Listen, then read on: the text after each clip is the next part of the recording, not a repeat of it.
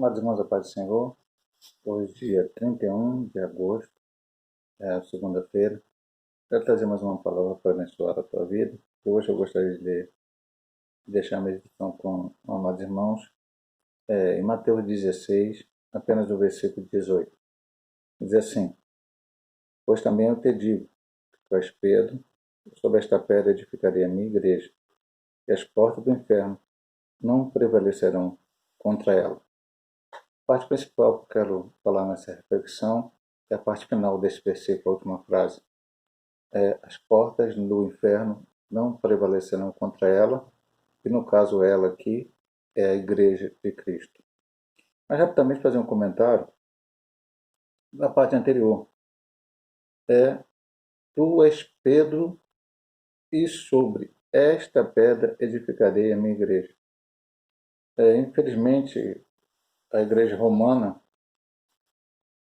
criou uma ideia, uma doutrina de uma autoridade papal, né, do Papa, como autoridade maior, vicário de Cristo, aquele que está acima de tudo, e para que pudesse enfim, basear esta ideia, então a ideia ficou que Pedro foi o primeiro Papa. E um dos textos a qual eles querem se basear para isso é aqui: sobre esta pedra tu és Pedro. Só que quando nós formos olhar o grego koiné, que foi escrito a Bíblia, Pedro, fragmento de rocha. E sobre esta pedra, o rochedo, a fortaleza, que é Cristo, edificarei a minha igreja. Já pregamos aqui, voltamos a dizer, estudamos na escola dominical, agora quando estudamos a lição onde foi colocado o fundamento do templo após o exílio e depois a construção do templo, que não existem não existem vários fundamentos para a igreja. Não existem vários alicerces para a igreja. O único alicerce, um fundamento onde temos que estar baseado é em Cristo Jesus e na sua palavra. Então, a igreja está baseada sobre Cristo. Esta é a parte principal que temos que entender. A igreja não está baseada em homem nenhum, seja Papa ou qualquer outro nome que se dê a uma liderança, a uma pessoa. Não, a igreja está baseada sobre Cristo. A igreja não está baseada sobre uma instituição, seja ela qual for, uma organização. Isso são coisas humanas. A igreja, ela tem o lado visível, somos nós, estamos aqui, cada denominação pregando a palavra de Deus, e a igreja tem um lado invisível, que é aqueles que verdadeiramente estão fazendo a vontade do Senhor e futuramente, alguns já estão mortos, né, já morreram em Cristo, outros estão enxugados na volta de Jesus e vamos estar para sempre com o Senhor na glória. Bom, dito isto, a Bíblia diz aqui: as portas do inferno não prevalecerão sobre a igreja. O que são as portas do inferno? Será que a igreja tem que ir lá dentro do inferno pregar a palavra? A Bíblia diz que Cristo foi lá e pregou os espíritos em prisão. Não para converter os espíritos em prisão. Não que haja salvação, como já vi aí uma determinada seita dizendo que Satanás, está escrito no livro desta seita, que Satanás tentou Adão e Eva para que eles caindo e Deus depois fazendo o plano da redenção, esse Satanás também pudesse ser incluído, os anjos maus, no plano da redenção. Quando isso é uma heresia, Satanás já está condenado, Deus já preparou o inferno para ele, para o diabo e seus anjos, e não tem volta para ele e para ninguém que nesta vida não tenha aceitado a Cristo como Salvador. Já disse aqui uma reflexão recente: não há purgatório, não há mundo dos espíritos, não há lugar intermediário. Então, morreu, como diz Hebreus 9:27, cabe morrer uma só vez, o homem morre uma só vez e depois vem o juízo. Vamos então estar em contato com você. Então, não é que a igreja vai pregar lá no inferno. Aqui é Satanás e suas hostes da maldade que estão lutando contra a igreja de Cristo. Nós podemos aqui, rapidamente, falar, temos dito nas nossas reflexões, temos dito muitas vezes, muitas e muitas vezes Satanás tentou destruir o plano de Deus. Eu vou citar rapidamente, eu tenho citado, teve até reflexões que eu fui personagem por personagem falando, mas vou citar algumas situações, meu amor. Primeira tentativa dele falou no Éden. E ele tentou Adão e Eva pecaram. Mas logo depois o Senhor fez uma promessa em 3,15 de Gênesis, que da semente da mulher nasceria um que esmagaria a cabeça da serpente. Logicamente da semente da mulher, porque todos nós somos descendentes de Adão e Eva. E viria um dia alguém que nasceria, que estaria então derrotando a Satanás, o inimigo nessas almas, e essa profecia falava-se do Senhor Jesus Cristo que viria a este mundo. Então Deus começa o seu plano, que não começou depois do pecado de Adão e Eva, já estava pré-determinado, já estava programado por Deus. Se o homem pecasse, o seu plano de querer colocar em ordem. E aí lá na frente, a primeira tentativa de Satanás, embora muitas coisas aconteçam individualmente com um personagem ou outro, foi quando a descendência pecadora de Caim se juntou com a descendência de Sete, que era abençoada, que fazia a vontade de Deus. E aí o povo entrou em um grande pecado. Muitas coisas aconteceram ali.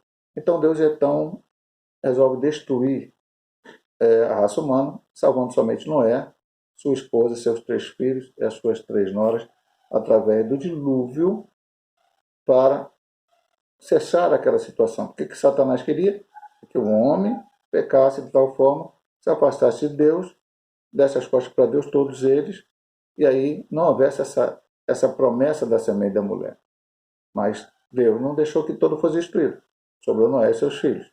Dos filhos de Noé, Sem foi o escolhido, né? Ou Sem foi aquele da onde saiu os descendentes, os ascendentes de Cristo. E aí Sem, lá na frente, tem Abraão. E Deus chama Abraão e sai da tua terra, da tua planeta, ela vai para uma terra que eu te mostrarei, para ti uma grande nação. E a partir daí Satanás começou a batalhar, porque era dali, de Abraão, que sairia o Messias. Como seria? Nós sabemos hoje lendo a Bíblia, mas talvez nem o próprio Abraão tivesse um entendimento completo disto. O primeiro obstáculo, Sara era estéril, mas Abraão orou e Sara engravidou. Depois, Isaac nasceu e a sua mulher Rebeca era estéril, foi orado e ela recebeu também essa graça. Depois Esaú era o descendente que continuaria esta bênção. Ele vende para Jacó, seu irmão, gêmeo, mas mais novo que ele, a parte da primogenitura, e é de Jacó que vem as 12 tribos, que depois se tornariam as 12 tribos de Israel, muito importante na história que o Senhor programou, que aconteceu, para que viesse a salvação, inclusive a tribo de Judá, da onde sairia o Messias. Mas aquele povo foi mandado para o Egito e o Senhor falou com Abraão que isso aconteceria. Então o Senhor mandou uma fome na terra. E através daquela fome, José acabou se tornando o segundo no Egito, trazendo o seu pai e a sua família para que não morressem. E aí eles acabaram ficando no Egito e depois viraram escravos quando surge um outro faraó. Todo Satanás querendo planejar para destruir o povo. E eles viraram escravos. Mas clamaram a Deus, Deus manda Moisés e Arão, e Deus os livra com mão forte da mão do diabo, e eles vão para o deserto. E lá no deserto, quando os 12 espias vão e falam da terra, as pessoas se negam. 10 espias falam mal da terra e 2 falam bem. Aquele povo vai atrás da história deles. E mais uma vez, ali quantas vezes o diabo tentou aquelas pessoas no deserto? Deus estava dando tudo para eles pediam carne, pediam isso, pediam aquilo, até que aquela geração morreu e Josué então coloca aquele povo na terra prometida. Mas havia uma ideia, não pode se misturar com aquele povo. Meu amado irmão, sempre, o que Satanás quer fazer para destruir a igreja de Cristo? A porta do inferno não prevaleção sobre a igreja. Ou seja, se a igreja precisasse ir lá dentro do inferno pregar a palavra, ela pregaria. Então a igreja ela não tem que ficar dentro de 4 paredes. Eu vou até fazer uma parada aqui, eu vou continuar falando dos projetos de Satanás, mas só para você entender, a igreja não tem que ficar em 4 paredes, cantando, louvando, e somente isto. A igreja tem que ir ao campo. Então, na igreja, vai aos lugares mais difíceis, servo de Deus, e prega a palavra. E Deus quer salvar o traficante, Deus quer salvar a prostituta, Deus quer salvar o homossexual, Deus quer salvar todas as pessoas que estão fazendo coisas contrárias à sua palavra. Deus quer libertar. E quem somos os canais para que isso aconteça? Nós, a igreja, pregando a palavra do Senhor. As portas do inferno prevalecerão. O diabo tem controlado essa sociedade, ou pelo menos parte dela, o sistema de coisas que aí está. A mídia vendendo uma ideia de violência, uma ideia sexualmente errada. E nós estamos batalhando, mas nossa batalha não é física. Estudamos isso na escola bical recentemente. Nossa batalha é espiritual. As armas que nós usamos são as espirituais. E Deus vai nos dar estratégia para vencer.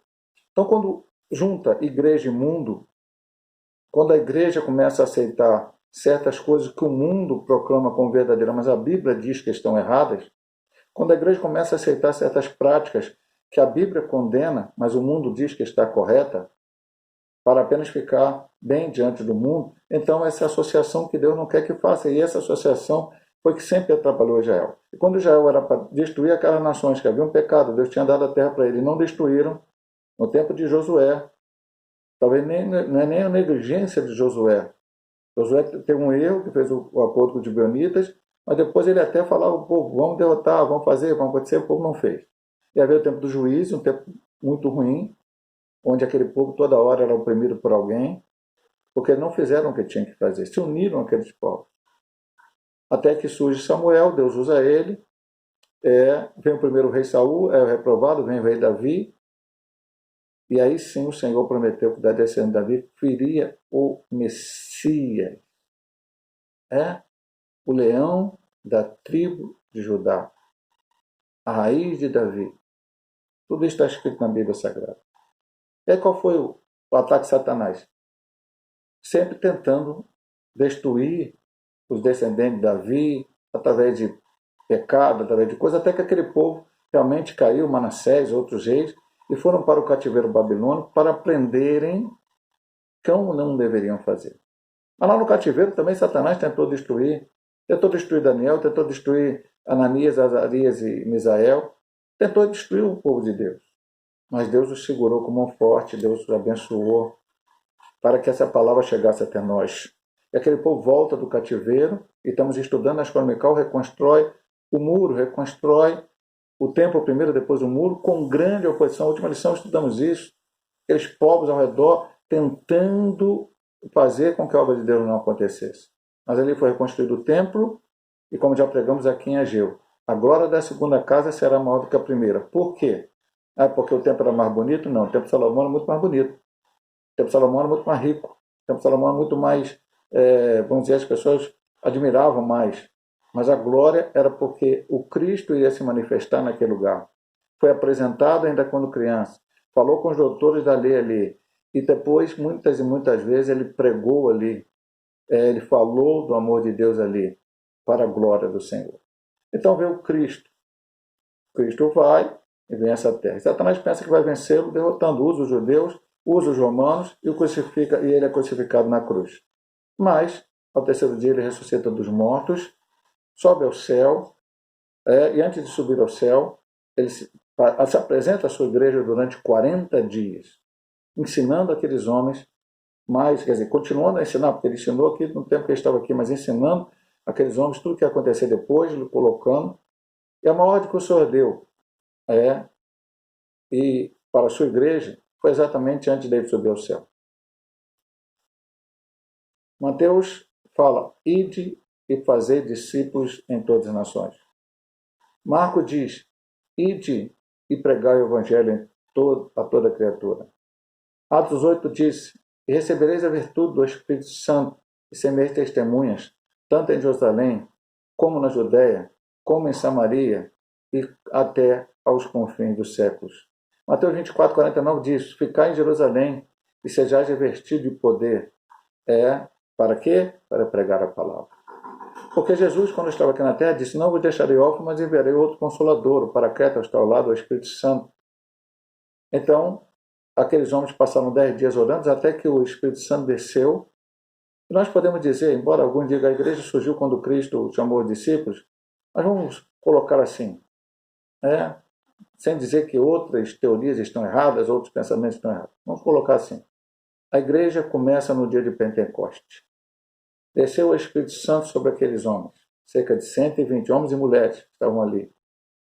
Eles falaram em línguas. O povo conheceu, cada um a sua língua materna, que eles estavam glorificando a Deus, porque havia muitas pessoas ali para a festa do Pentecostes.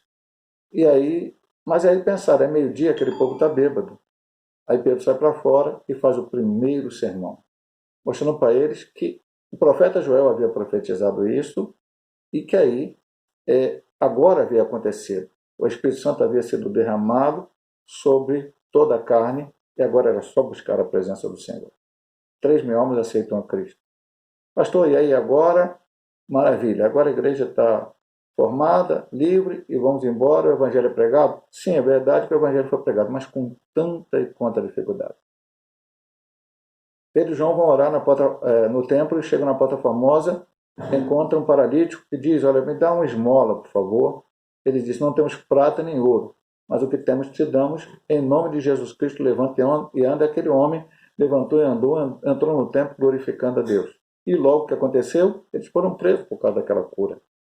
Jesus tinha sido perseguido porque curou, porque ressuscitou mortos, porque só fez o bem.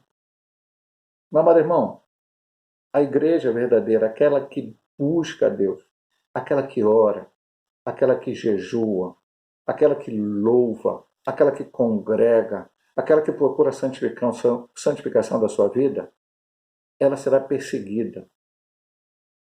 O inimigo não ficará satisfeito. Eu vou falar uma coisa forte nessa reflexão, meu amado irmão.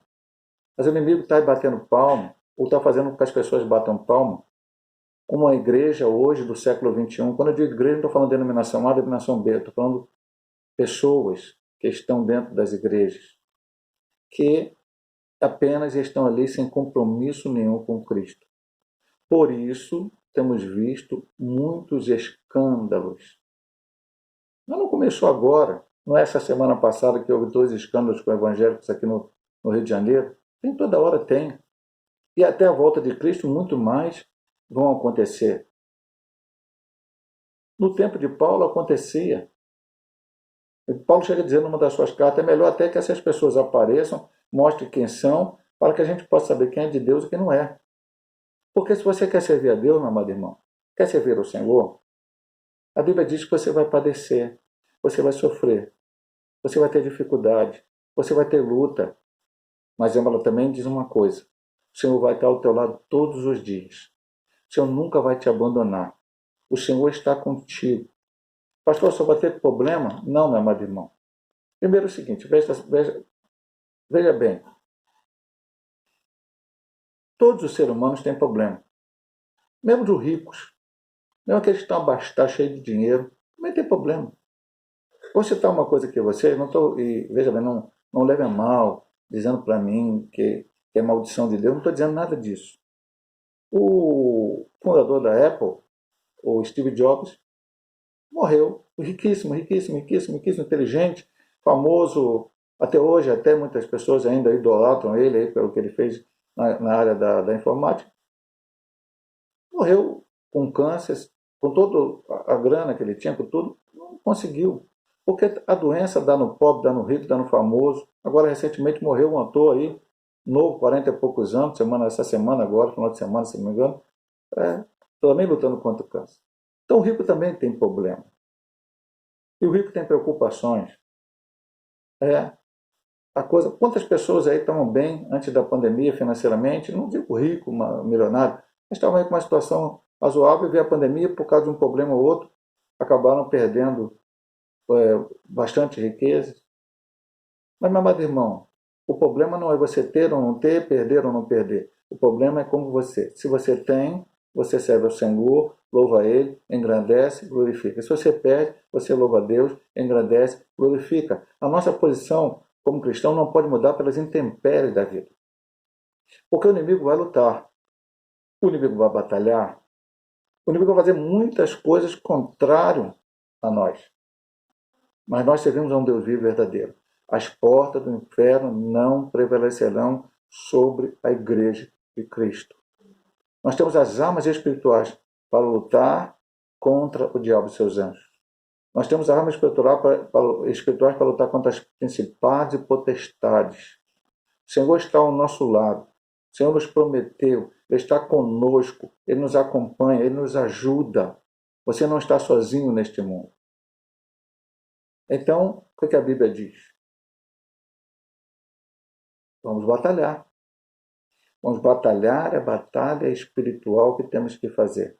E aí eu só faço um adendo para entender. Batalha espiritual, um pouco cuidado. Existe um conceito de batalha espiritual no meio da igreja evangélica brasileira que eu não concordo. Tem uma questão de quebra de maldição que eu não concordo. Por quê, pastor? Vamos lá da quebra de maldição.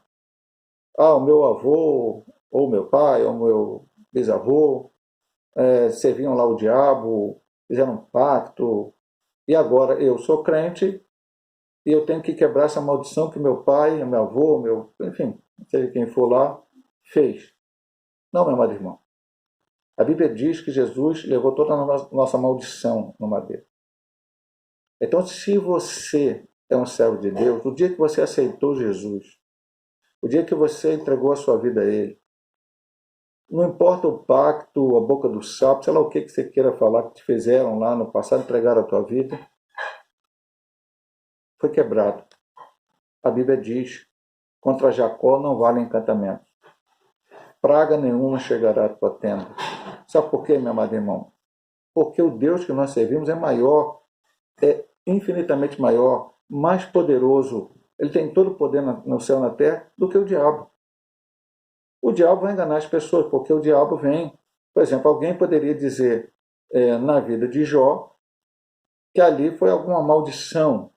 O pai de Jó fez um pacto, Jó perdeu tudo, de uma hora para outra, Jó ficou daquele jeito, Jó perdeu a família, e nós sabemos que não foi uma autorização de Deus para que o próprio diabo visse que Jó era fiel e Jó permaneceu fiel. E assim nós vamos poder dizer na vida de muitos outros homens e mulheres de Deus que passaram situações difíceis, mas com um propósito de Deus para que, através daquela experiência, daquela situação, daquele problema, daquela luta, eles pudessem crescer espiritualmente. Eles pudessem, depois, estar prontos para dar fruto, para verdadeiramente poder serem abençoados e abençoar vidas. Qual o propósito da igreja aqui na Terra? É pregar o Evangelho de Cristo. E, através do Evangelho de Cristo, salvar vidas, abençoar vidas. A maior bênção na vida do homem é a salvação. E, consequentemente, com a salvação, meu amado irmão, vem a transformação. Se alguém está em Cristo, nova criatura é, as coisas velhas passaram, eis que tudo se fez novo. E que coisas são essas? São as coisas materiais? Não, são as coisas espirituais. Antes você tinha desejos malignos, carnais, a tua vida estava vendida ao pecado. Mas hoje você ganhou, aceitando a Cristo, uma nova vida. Você agora tem o Espírito Santo dentro de você. Pastor, isso quer dizer que a gente não peca? Não, meu amado, já falamos várias vezes aqui. A Bíblia diz claramente. Se disser que eu não tenho de pecado, fazemos mentiroso. Nós temos a natureza carnal até que Cristo venha buscar a sua igreja. Então, nosso corpo será transformado, nós morremos e depois será ressuscitado e transformado, corpo glorioso. Nós vamos aqui pecar nessa terra. Mas não vamos viver em pecado. Porque lá diz também, filho, tenho dito para que não pequeis. Mas se pecares, ou seja, se não é para viver em pecado. Então, nós vivemos uma vida, ou temos que viver uma vida de santificação. Essa promessa aqui, as portas do inferno não prevalerão sobre a sua igreja, é a igreja morna? É a igreja que não busca, é a igreja que não ora, é a igreja que não jejua, é a igreja que não evangeliza, é a igreja que não busca a presença de Deus, é a igreja que quer só estar neste mundo, aparecendo diante dos holofotes? Não, esta igreja não. Aí as portas do inferno, realmente, não, essa igreja não vai conseguir. E volto a dizer, meu irmão, não estamos falando de denominação aqui, eu não estou falando de denominação. Pastor, a igreja metodista pentecostal está acima. Não, meu amado irmão, esquece isso. Na igreja metodista pentecostal também tem pessoas que fazem a vontade de Deus, tem pessoas que não fazem. Não é da igreja metodista pentecostal que vai levar ninguém para o céu. Quem leva as pessoas para o céu é o Senhor Jesus Cristo. É Ele que morreu na cruz do Calvário. É Ele que entregou a sua vida por nós. A igreja pertence a Ele, é dele. Nós somos dele, pertencemos a Ele. Em cada denominação, em cada igreja que busca a presença do Senhor, precisamos estar cientes de que temos que nos adequar à vontade do Senhor. Verdadeiramente querer ter o desejo de buscar a sua presença a cada dia, através da oração, do jejum, da leitura da palavra, de estar em comunhão uns com os outros, de evangelizar, levar a palavra de Deus a este mundo que precisa de salvação. Porque nada que Satanás fizer vai fazer com que pare a igreja. Vou te deixar um último exemplo para terminar a pregação desta noite.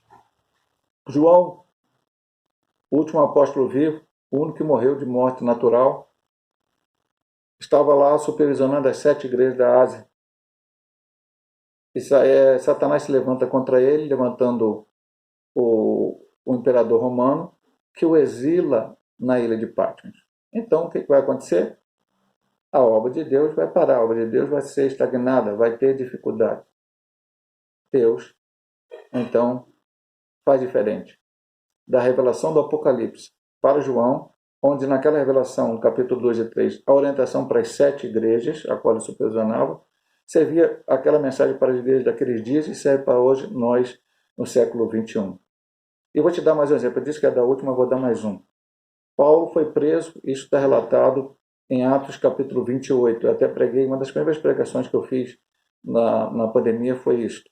Paulo estava preso. Lá no final, o último versículo do capítulo 28, o último capítulo do Atos dos Apóstolos, lá diz assim, Paulo estava preso, mas a palavra de Deus não. Porque Paulo pregava mesmo estando preso. Então, as portas do inferno não prevalecerão sobre a igreja. Satanás pode lançar todas as suas setas, todas as suas coisas contrárias. Porque o crente fiel, aquele que busca a Deus, é mais do que vencedor em Cristo Jesus. Eu estarei orando e pedindo a bênção do Senhor para a sua vida. Pai amado, nós somos tua igreja. Nós somos servos teus. Nós somos remidos lavados no sangue do Cordeiro. Nos ajuda, Senhor, para que possamos a cada dia confiar no Senhor, não confiar em nossas obras, nós mesmos, mas confiar no Senhor. Ó Pai, que possamos, ó Pai, vencer todos os ataques do inimigo, das suas hostes, da maldade, e ganhar almas, Senhor Deus. E como diz os pregadores aí, vamos povoar o céu e despovoar o inferno, tirando vidas que estão na mão do inimigo e trazendo-as para Cristo Jesus, pregando esta palavra, anunciando este evangelho, dando testemunho da obra do Senhor em nossas vidas, ó Pai. Nos ajuda. Somos fracos, somos pequenos, somos pós-cinza, mas o Senhor é tudo em nós. Nos ajuda, cada um de nós, teus servos, teus filhos, a tua igreja, a pregar este evangelho. Pai, abençoa também aqueles, Senhor Deus, que agora estão com algum problema de enfermidade. Pregamos, Senhor Deus, a tua serva Lilian. Pregamos, Senhor Pai, a irmã do pastor Wilton, precisa muito da tua bênção, da tua vitória nesta hora. Meu genro Luiz André também, o Pai. Todos quantos outros estão com alguma enfermidade, um problema e precisam da solução. Abençoa aquela mãe aflita, Senhor Deus, a qual está ali, ó Pai, lutando para tirar seu filho do tráfico, aquele jovem também. Dá vitória, joga por terra toda obra contrária do inimigo, ó Pai. Vai abençoando cada um dos teus filhos, guardando, protegendo, livrando e dando a tua vitória, Pai. Nos perdoa, nos abençoa. Pedimos em nome de Jesus. Amém. Deus possa te abençoar, seu irmão, através desta palavra, em nome de Jesus.